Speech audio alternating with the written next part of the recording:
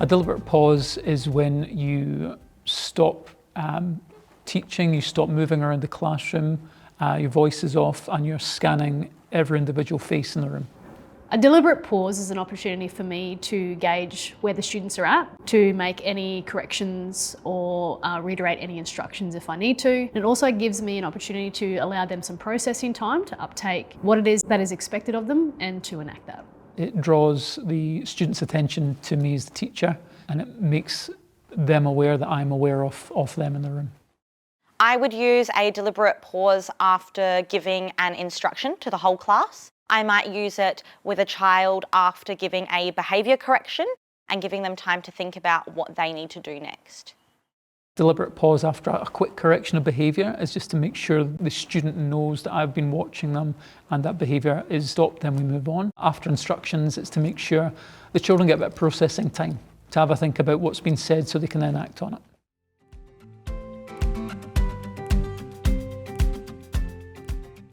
Using a deliberate pause ensures that learning time is maximised and the flow of the lesson continues. It also allows students to get organised and set up for learning without impacting on others. It's important to pause long enough to allow students to process information, to reduce cognitive load, and to ensure that students actually understand the instruction. What was step number 3, please?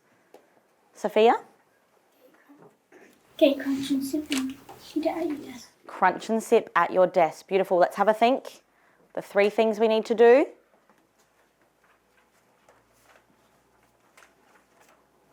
As always, moving calmly around the room and tucking our chair in so people can move. Go. I don't want to send them off too early where they might have misunderstood the instruction or they might not have processed what they need to do. So pausing allows time to make sure that they can be successful and understand the requirements. I would use a deliberate long pause to gain all students' attention and make sure that they are focusing on me. This, this, this, this. Waiting for a few people's eyes. Thank you. When using a deliberate pause to correct behaviour, I've noticed that students are able to take time to reflect upon what they might have done.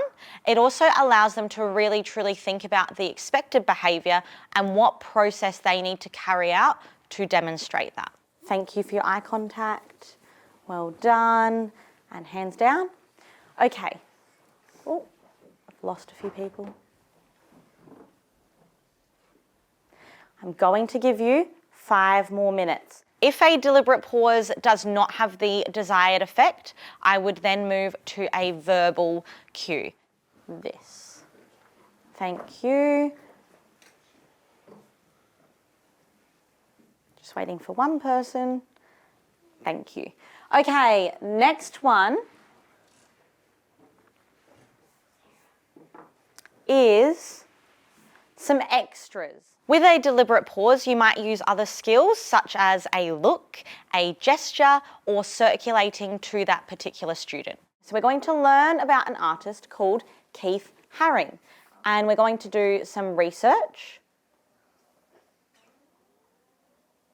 And then we are going to look at some examples of his artwork and do some of our own drawing. Using a deliberate pause has impacted my teaching because I've noticed that students are having that time to think about what they need to do and they're actually being more successful when carrying out the instructions.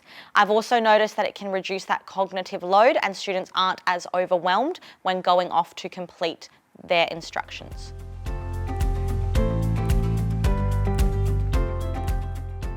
A deliberate pause allows me to provide a non-verbal correction to a specific student or group of students whilst not impacting on the other students that are already engaged in the learning activity.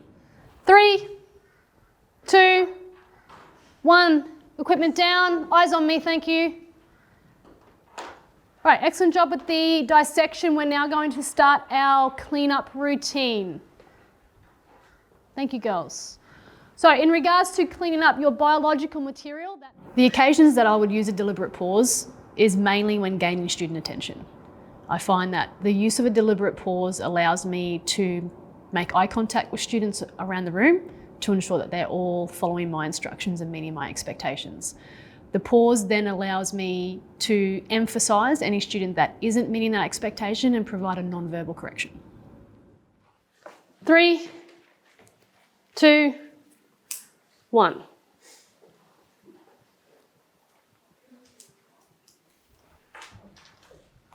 Laptops at 45, thank you. Good job, guys, well done.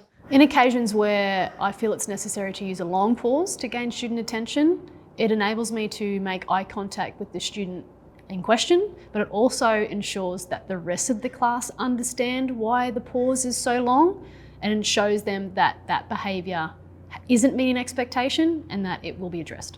So a reminder of our expectations today. Thank you. We don't sit down during an experiment, so please make sure those stools are pushed in and out of the way. It's important to use a deliberate pause after correcting a student's behaviour to give them an opportunity to re-engage and to make more positive choices to meet the expectations. No sitting, no running, keeping those glasses on our face. Thank you. If a deliberate pause did not have a desired effect, I would firstly follow it up with a gesture. And if the gesture didn't work, then I would use a verbal correction. What's a way that we could write that a bit shorter?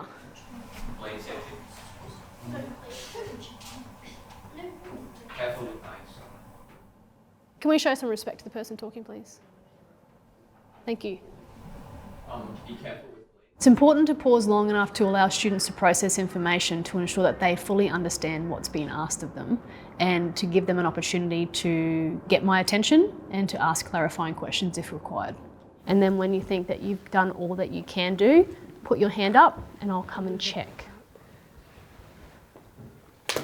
Any questions about that? Kyan?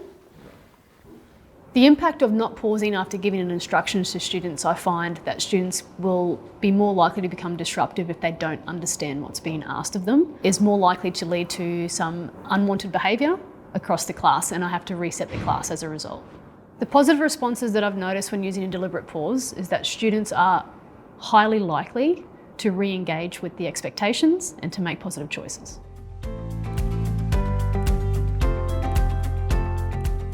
It's important to pause to let students process information, to allow them to assimilate what's gone in, be it a learning point or a set of instructions, so then they can then act effectively on what you've told them. Okay, we're going to look at some word morphology. Lids on your texters just now, hands all free.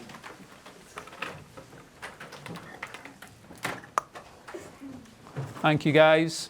Okay, we're going to revise. A deliberate pause helps behaviour and keeps the flow of the lesson going by not having to stop, draw attention to one particular child. You can quickly look around, rest your gaze on a student, behaviour is quickly corrected, and then you can move on with the flow of your lesson. I use a deliberate pause after I've given a countdown, for example. If I want to correct a behaviour, and I also give a deliberate pause after I've given a set of instructions. I use a long pause to gain all students' attention to make sure every student in the room has stopped what they're doing and they're looking and they're listening.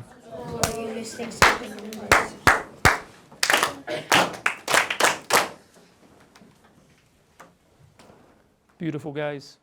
Listen, it's important to give a long pause when you're emphasising a point, if dealing with an aspect of behaviour, to give that child time to correct it, to make sure it's stopped and they are engaged with you again before you can then move on and teach. So sometimes, if it wasn't too far away, thank you, they walked up to it, turned it over with their feet. I will read it first to help you with vocabulary and reading. Then you're going to write. We're not going to do that just now though, guys. You're going to put your texters back down because I'm going to read first. You're going to track with me. Thank you. Beautiful. I'm going to read it first, track with me. If a deliberate pause has not had the desired effect, I would then resort to a calm verbal correction for that child. Remember back when we did a persuasive text about child labour, you'd have some facts in there. Kazi? Remember, that's fine. Remember to pop that hand up when you stand up to get out of your chair. Okay? Thank you. When you did your persuasive text with a deliberate pause, other skills I might employ at that point is if I can use a quick non-verbal correction to quickly minimise disruption. You could also have a look at the student who is doing a behaviour that's not desirable in the class as well. That gives them time to fix the behaviour so you can move on. Guys, I don't mind if you're doing 3 before me. Just make sure that conversation is essential, like it is over there just now. Make sure it's exactly about a little thing you need help with, okay? Deliberate pause has impacted my teaching by allowing me to quickly move on to my teaching, quickly move on after giving instructions, knowing that the students have assimilated what I need them to do. It's also allowed me to minimise smaller behaviours really quickly without needing to escalate them.